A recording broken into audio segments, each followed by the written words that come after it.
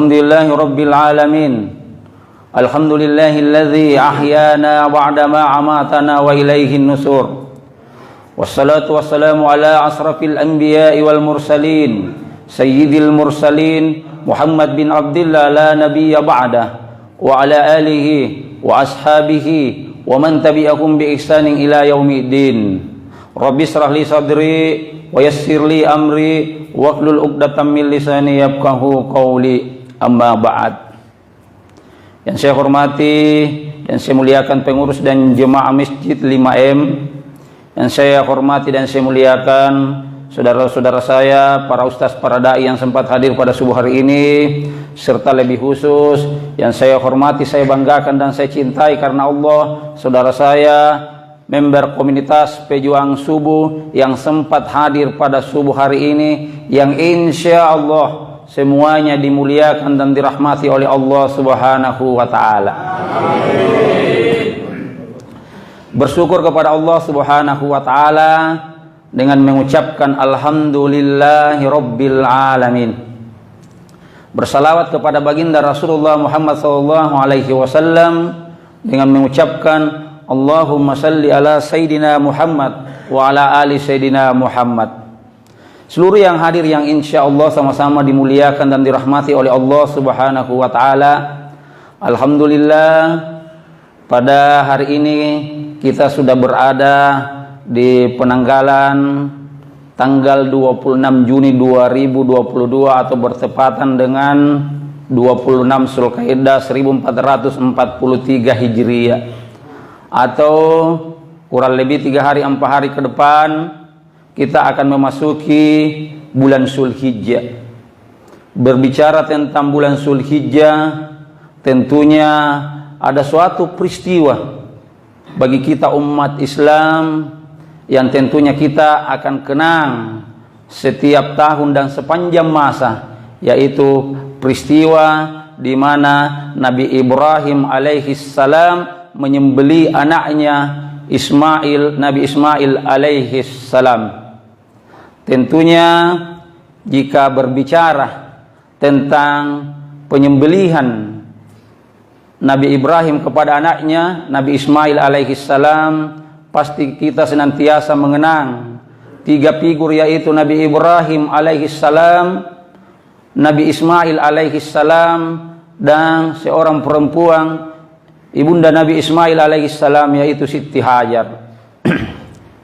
Dan insya Allah pada subuh hari ini, tema tausiah subuh pada hari ini yaitu kisah penyembelihan Nabi Ismail alaihi salam. Nabi Ismail, jika disusun nasabnya naik ke Nabi Adam, maka tentunya Nabi Ibrahim punya bapak, Nabi Ismail punya bapak namanya Nabi Ibrahim alaihi salam. Nabi Ibrahim punya bapak namanya Asar atau Tarah. Tarah punya bapak namanya Nahur. Nahur punya bapak namanya Saru. Saru punya bapak namanya Ra'u. Ra'u punya bapak lagi namanya Palah. Palah punya bapak namanya Abar. Abar punya bapak namanya Salah. Salah punya bapak namanya Arpaksyad. Arpaksyad punya bapak namanya Sam. Sam punya bapak Nabi Nuh alaihi salam. Jadi Nabi Ibrahim ke Nabi Nuh masih terdapat 10 keturunan sampai ke Nabi Nuh alaihi salam. Nabi Nuh punya bapak yang namanya Lamuk. Lamuk punya bapak namanya Mutasyalha. Mutasyalha punya bapak namanya Ahnuk atau Nabi Idris alaihi salam. Nabi Idris punya bapak namanya Yar. Yar punya bapak yang namanya Mahlail. Mahlail punya bapak namanya Kinan. Kinan punya bapak namanya Ainus. Ainus punya bapak namanya Nabi Syed. Dan Syed punya bapak namanya Adam alaihi salam. Seluruh yang hadir yang insya Allah sama-sama dimuliakan dan dirahmati oleh Allah Subhanahu wa ta'ala, itulah nasabnya Nabi Ibrahim alaihi salam. Kalau ditarik ke atas, maka tatkala ditarik turun, maka turunannya Nabi Ibrahim alaihi salam adalah Rasulullah Muhammad sallallahu alaihi wasallam. Seluruh yang hadir yang insya Allah sama-sama dimuliakan dan dirahmati oleh Allah Subhanahu wa ta'ala. dalam suatu riwayat dijelaskan bahwa Nabi Ibrahim alaihi salam adalah seorang nabi yang kaya raya, mempunyai hewan ternak yang cukup banyak. Sampai di dalam riwayat dijelaskan, tatkala Nabi Ibrahim mengembalakan hewan-hewan ternaknya, tatkala dia berada di daratan, dia tidak bisa lagi memantau semua hewan ternaknya.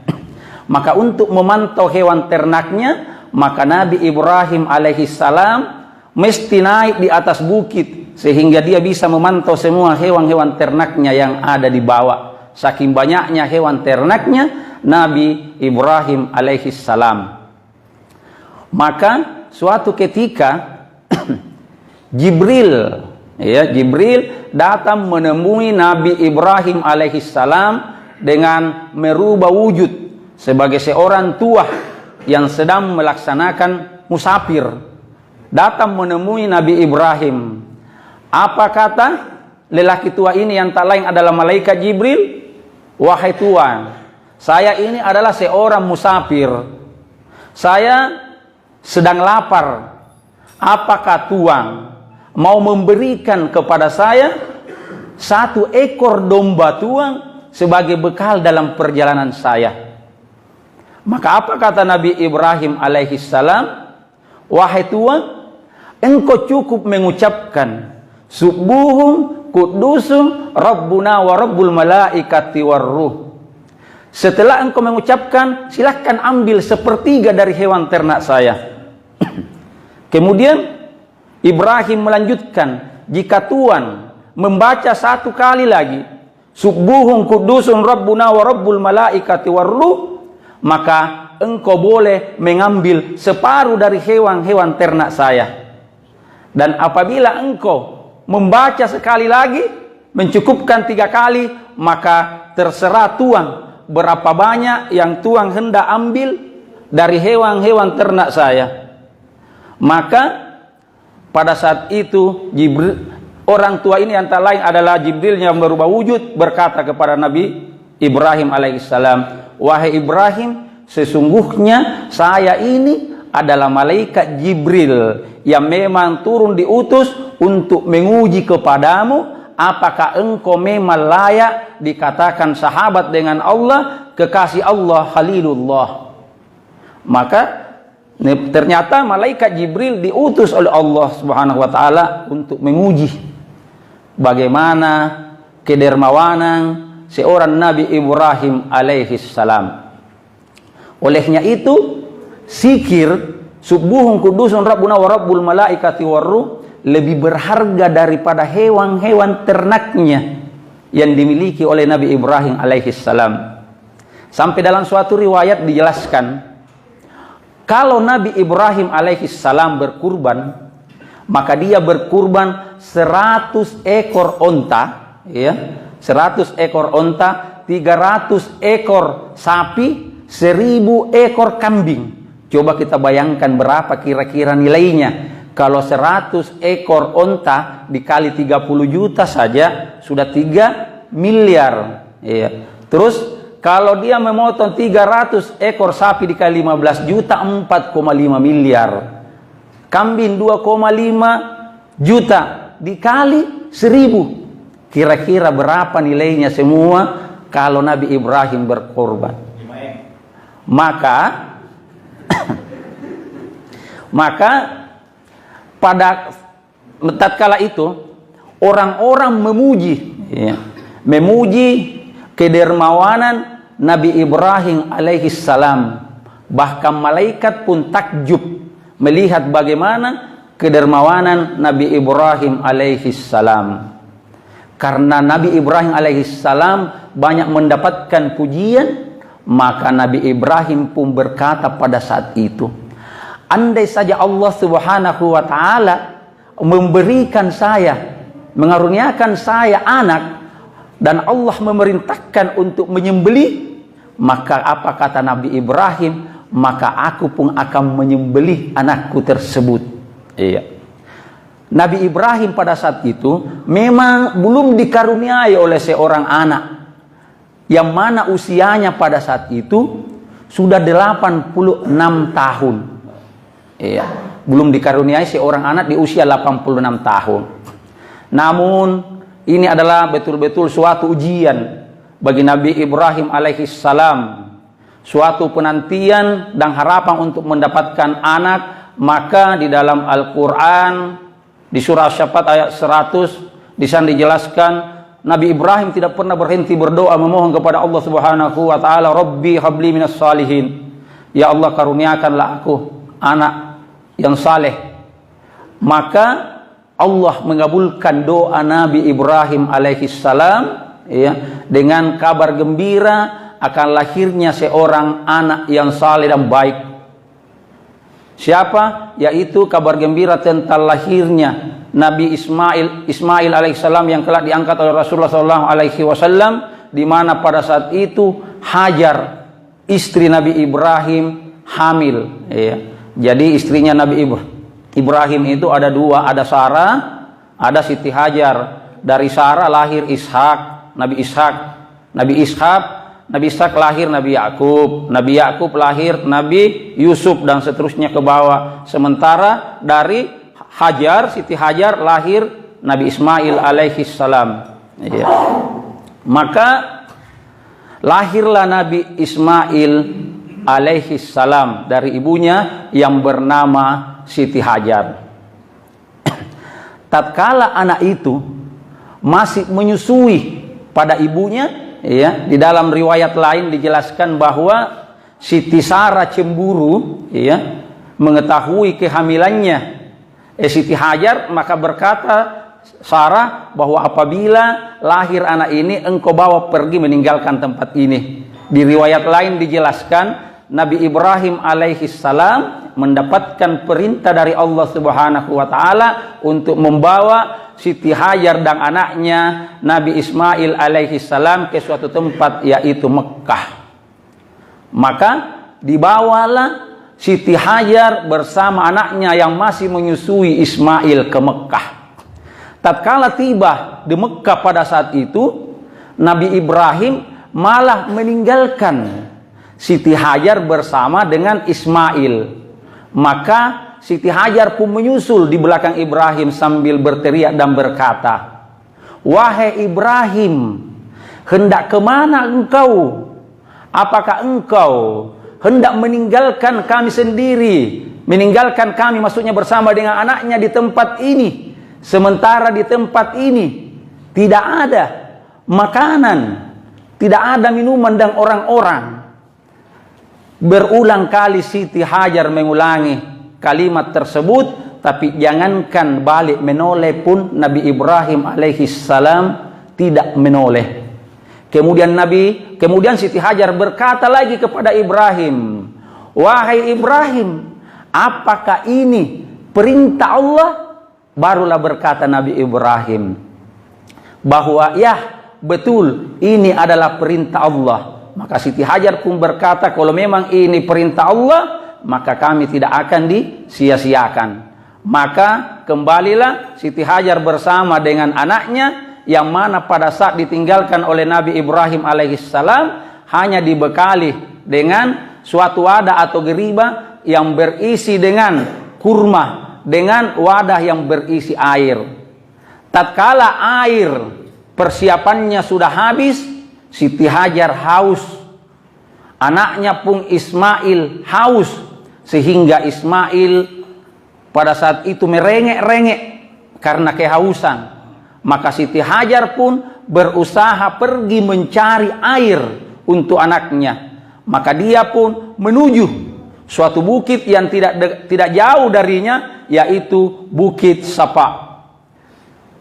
Kemudian setelah tiba bersusah payah naik ke Bukit Safa, melihat di sekelilingnya apakah ada orang ataukah apakah ada sumber air di sekitarnya. Ternyata dia tidak mendapatkan. Kemudian dia bersusah payah lagi turun, kemudian dia naik lagi ke bukit sebelahnya, yaitu Bukit Safa. 7 kali bolak-balik antara Bukit Safa dan Bukit Marwa, naik melihat apakah ada orang yang bisa dia dapatkan air untuk anaknya. Sampai itulah ada rukun haji namanya sa'i, berlari-lari kecil antara Safa dan Marwah selama 7 kali. Seluruh yang hadir yang insya Allah sama-sama dimuliakan dan dirahmati oleh Allah Subhanahu wa ta'ala. Setelah Siti Hajar bolak-balik dari Bukit Safa ke Bukit Marwah, maka terdengarlah suara, ada petunjuk kepada Siti Hajar bahwa bawalah anakmu ke suatu tempat. Setelah mendengarkan, maka Siti Hajar pun membawa Ismail pergi ke suatu tempat, kemudian menyimpang Ismail di tempat tersebut. Tatkala Nabi Ibrahim diletakkan di tempat tersebut, dia hentak-hentakkan kakinya Nabi Ismail alaihi salam, maka muncullah air yang sekarang disebut dengan Zam-Zam. Ya, jadi itulah kisah peristiwanya sampai ada yang namanya Zam-Zam. Seiring dengan perjalanan waktu, tatkala usianya Nabi Ismail alaihi salam berusia sanggup, ya, tepatnya di tanggal 8 Zulhijjah, Nabi Ibrahim alaihi salam mendapatkan mimpi, diberikan mimpi di dalam tidurnya untuk menyembeli anaknya Ismail. Jadi tanggal 8 Zulhijjah Nabi Ibrahim mendapatkan mimpi untuk menyembeli anaknya Ismail alaihi salam, Nabi Ismail alaihi salam. Namun pada saat itu Nabi Ibrahim alaihi salam belum terlalu yakin apakah ini perintah ataukah ini hanya setan yang menggoda saya.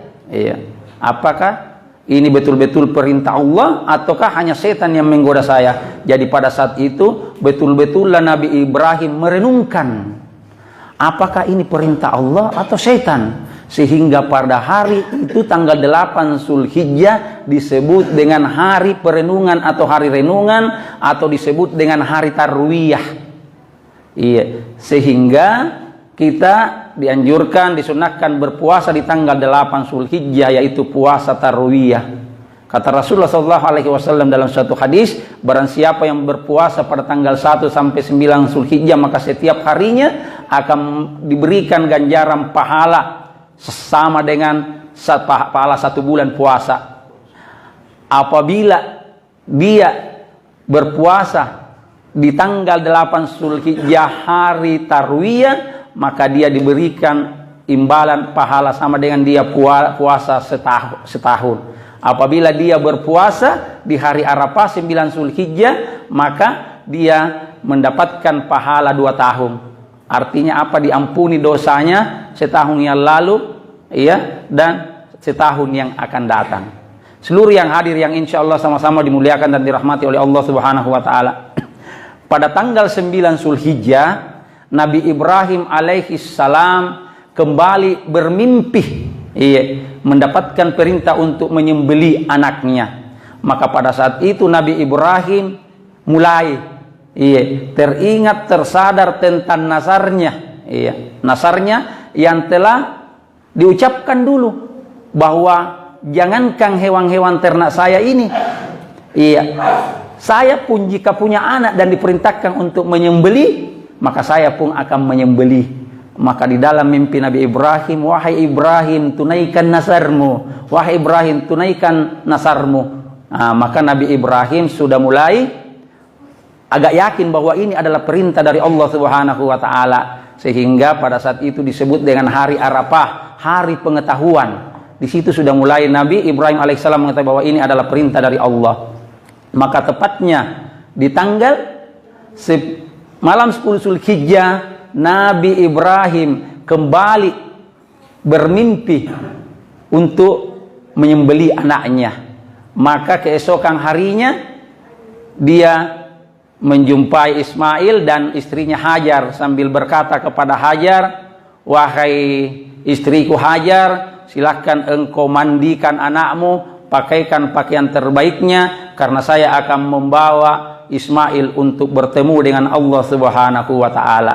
Tatkala Hajar sementara memakaikan pakaian untuk anaknya Ismail. Di saat itulah Nabi Ibrahim alaihissalam mengasah pisaunya atau parangnya yang akan digunakan untuk menyembelih Ismail. Setelah itu berangkatlah Nabi Ismail bersama bapaknya Ibrahim. Namun apa yang terjadi? Tentunya setan iblis senantiasa menggoda. Yang paling pertama digoda adalah ibunya Siti Hajar. Ini setan ini, iblis berubah wujud seperti seorang tua yang sangat bijaksana. Wahai Hajar, tahukah engkau hendak dibawa kemana anakmu Ismail oleh Ibrahim? Maka kata Hajar, dia hendak dibawa untuk bertemu dengan Allah Subhanahu wa Ta'ala. Berkata lagi setan, tidak Hajar, tidakkah engkau tahu bahwa Ibrahim membawa pisau atau parang? Bilang, ya saya tahu bahwa Nabi Ibrahim membawa pisau dan parang. Tahukah engkau Hajar untuk apa parang dan pisau tersebut? Itu pisau, yaitu pisau hendak digunakan untuk menyembelih anakmu Ismail. Dari mana engkau mengetahui? Katanya ini perintah dari Allah. Kata setan ini. Maka apa kata Hajar? Kalau memang itu perintah dari Allah Subhanahu wa Ta'ala, jangankan lehernya Ismail, leherku pun aku bersedia untuk disembelih. Maka setan pun berangkat, tidak mampu menggoda Siti Hajar. Siapa lagi yang digoda berikutnya? Yang digoda berikutnya adalah Nabi Ibrahim alaihissalam. Ditanya Nabi Ibrahim oleh setan, wahai Ibrahim, hendak kemana engkau Ibrahim? Aku hendak membawa Ismail untuk bertemu dengan Tuhannya. Mau kau apakan Ismail? Saya mau hendak sembelih. Bukankah anakmu Ismail itu adalah anak yang lama engkau nanti-nantikan? Iya, anak yang engkau sayangi, anak yang baik, anak yang sabar. Kenapa engkau hendak menyembelihnya? Dia bilang, ini adalah nasarku, saya mau tunaikan nasarku kepada Allah. Maka apa kata setan? Dia bujuk Nabi Ibrahim, memohon ampunlah engkau kepada Allah. Janganlah engkau potong, janganlah engkau menyembelih Ismail. Maka apa kata Ibrahim pada saat itu? Dia usir, pergilah engkau. Karena setan kembali tidak mampu menggoda Ibrahim, dia pun menggoda lagi Nabi Ismail. Wahai Ismail, tahukah engkau hendak dibawa kemana engkau oleh bapakmu? Kata Ismail, aku hendak dibawa bertemu dengan Allah. Maka apa kata syaitan? Wahai Ismail, bapakmu itu hendak menyembelihmu. Dari mana engkau tahu bahwa bapakku hendak menyembelihku? Katanya bahwa itu perintah dari Allah. Kembali Ismail berkata, kalau itu perintah dari Allah, maka aku bersedia. Maka Nabi Ismail pun mengambil batu, kemudian melempar setan-setan tersebut, iblis-iblis tersebut. Sehingga itulah ada yang namanya, tak kalau orang naik di tanah suci melontar jumrah. Iya. Seluruh yang hadir yang insya Allah sama-sama dimuliakan dan dirahmati oleh Allah Subhanahu wa Ta'ala. 20 menit lanjut ya. Iya. Jadi setelah itu tibalah di suatu tempat ya. Tibalah di suatu tempat. Maka tatkala tiba di tempat tersebut, Nabi Ibrahim pun menyampaikan kepada anaknya Ismail, wahai anakku Ismail, ya, aku bermimpi ya, mendapatkan perintah untuk menyembelihmu. Maka Nabi Ibrahim alaihissalam berkata kepada anaknya, ini diabadikan di dalam surah As-Saffat ayat 102, bagaimana pendapatmu wahai anakku? Jadi Nabi Ibrahim dengan Nabi Ismail pun pada saat mau disembelih tetap dulu musyawarah, bagaimana pendapatmu nak tentang perintah Allah ini? Maka apa kata Nabi Ismail? Wahai ayahku, apabila ini adalah perintah Allah, maka laksanakanlah dan engkau akan mendapatiku termasuk orang-orang yang sabar. Maka dipersiapkanlah segala sesuatunya untuk penyembelihan Nabi Ismail alaihissalam. Maka tatkala penyembelihan sudah mulai, sudah hendak dilaksanakan, maka ada permintaannya Nabi Ismail kepada bapaknya pada saat itu. Wahai bapakku, ada permintaan saya, ya, sebelum saya disembelih. Apa itu nak permintaan tak? Maka apa kata Nabi Ismail alaihissalam? Wahai bapakku, asalah dengan tajam pisau atau parang yang hendak engkau gunakan untuk menyembelihku, supaya saya tidak terlalu lama merasakan sakit, tidak terlalu lama merasakan pedih. Jadi itulah sebabnya kalau kita menyembelih sekarang itu diharuskan kita tajam pisau tak, iya. Itu pesan pertama Nabi Ismail alaihissalam kepada bapaknya. Asalah dengan tajam pisau atau parang yang engkau hendak gunakan, iya. Terus yang kedua kata Ismail, wahai bapakku, ikatlah kedua tangan dan kakiku, iya, ikatlah kedua tangan dan kakiku supaya tidak menyusahkan bapak pada saat hendak menyembelih saya, karena kapan tidak diikat tanganku dengan kakiku, jangan sampai saya banyak bergerak dan menyusahkan nanti bapak saat hendak menyembelih leher saya.